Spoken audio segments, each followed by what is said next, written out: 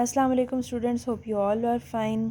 One of my very sweet student has requested me to upload the video regarding the poem number 3, Loveliest of the Trees, the Cherry. Now so I am uploading it for her and also for all who wants to listen to this poem and any detail which they want to listen from me regarding this poem. First of all, the main idea of this poem or the context of this poem, basically here, as the title suggests, the loveliest of the trees, the cherry. Now the poet has used loveliest, the superlative degree of adjective, in the title because he is saying that the tree, cherry tree especially, is the best of all the trees. Okay, and he is also using the superlative degree because he is not he is comparing the all the trees, cherry tree, with all other trees. So he is basically considering the cherry tree one of the most beautiful tree in this world, and he wants to enjoy and relish the beauty of the cherry tree. And here in this poem we will able to know that the poet is of the view that 20 years have been passed and 50 years are more to live, because an average age expectancy of any individual is around about 70 years. So remaining 50 years, which are present with him, are not enough to enjoy the beauty of the cherry tree. So he says that he wants to enjoy the beauty of the cherry tree. So he decides to go to the woodland where the cherry trees are in abundance, and he wants to enjoy the beauty of the cherry trees there. So the main idea is that the cherry tree is now in the full bloom. Looks like to be dressed up with white flowers for Easter. The poet is 20 years old and he still has 50 years left with him. So he says that this 50 years are so small or so little to enjoy the beauty of the cherry trees.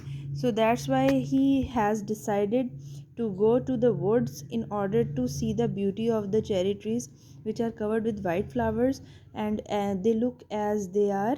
The cherry tree has prepared herself, or sorry, itself for Easter.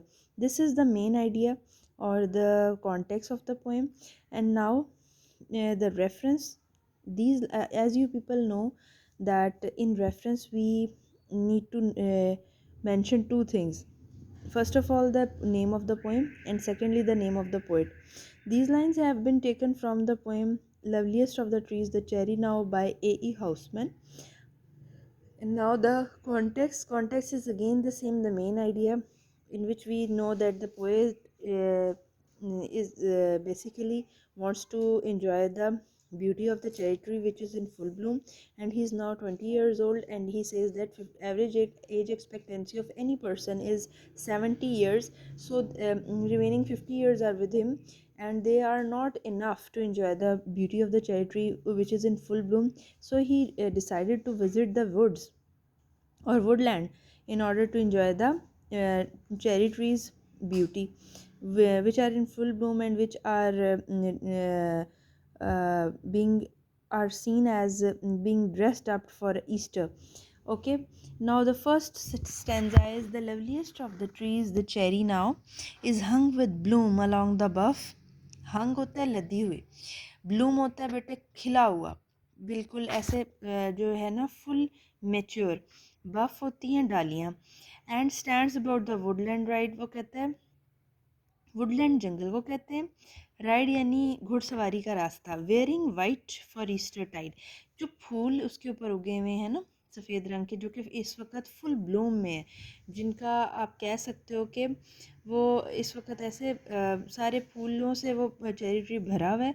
तो वो ऐसा लगता है कि जैसे ना उसने सफ़ेद लिबास पहना हो, वो तैयार हुई हुई है चेरी ट्री जो है ईस्टर के लिए। Easter is basically just like Christmas. Christmas जो है वो दिसंबर में होती है। ईस्टर आई थिंक अप्रैल में, मार्च अप्रैल में होती है। ठीक है, ये त्यौहार हैं क्रिश्चियंस के। तो वो यहाँ पर कहना चाह रहा है कि चेरी ट्री ऐसा लगता है कि फुल ब्लूम में है और वाइट कलर के उसने फूल पहने हुए मतलब वाइट कलर का उसने ड्रेस पहना हुआ है, जो कि उसके ऊपर फ्लावर्स है ना, वो ऐसे महसूस हो रहे हैं जैसे उसने वाइट कलर का ड्रेस पहना हुआ है और ईस्टर की वो तैयारी करके खड़ा हुआ है, जो चेरी ट्री है. The poet says you have to write the reference context with each stanza. In explaining each and every stanza, you will write reference and context. I am not repeating again and again the reference and explanation. Yes, sorry, reference and context you have to write in each and every explanations of stanza. Uh, but I am not repeating it again and again. I have told you the context or the main idea and reference of this poem.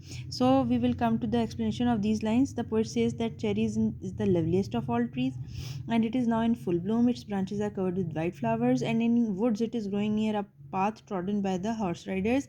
It is covered with white flowers in such a way that it looks to be dressed up for Easter.